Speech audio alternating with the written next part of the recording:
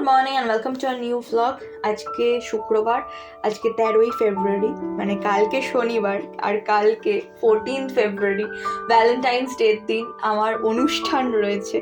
এতটা এক্সাইটেড, এতটা নার্ভাস, মানে প্রত্যেকটা শোয়ের আগেই হই, তবে আজকেও সেটার অন্যথা হচ্ছে না। লাঞ্চ করছি, তারপরেই বেরিয়ে যাব রিহার্সালে। আজকে ফাইনাল রিহার্সাল।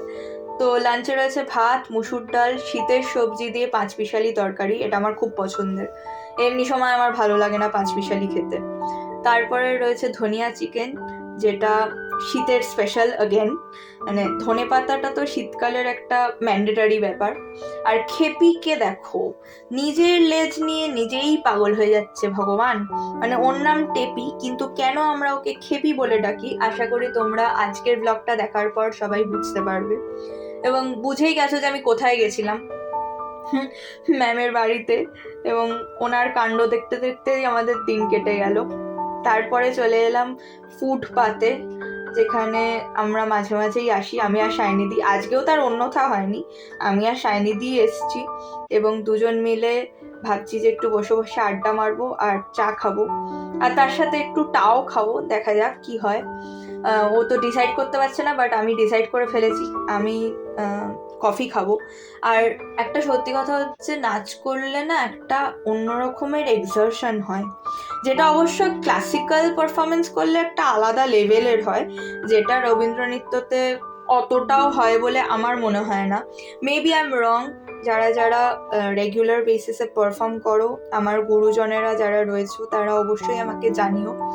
বাট আমার এটা ব্যক্তিগত মতামত যে মানে একটা পিওর ক্লাসিক্যাল কোনো পিস, সেটাকে তুলে ধরা আর রবীন্দ্রসঙ্গীতের ওপর পারফর্ম করা, দুটোর মধ্যে বেশ খানিকটা পার্থক্য আছে।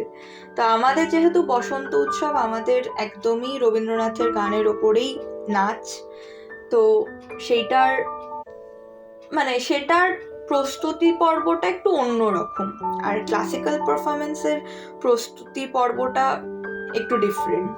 যাই হোক, ফাইনালি ও ডিসাইড করেছে ও আদা দেওয়া চা খাবে, তো ওর চা তৈরি, এদিকে আমার কফি রেডি।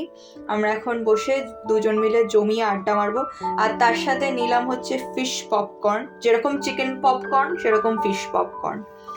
আর কালকের জন্য আমি সুপার এক্সাইটেড, আশা করি সব কিছু ভালোভাবে মিটে যাবে। দেখা হবে তোমাদের সাথে কালকের ব্লগে। কীরকম হবে আমি সত্যিই জানি না, বাট উইশ মি লাক। আর যারা যারা পারবে অবশ্যই এসো, যেহেতু প্রবেশ অবাধ এবং দর্শক আসন সবাই ভরিয়ে তুলো।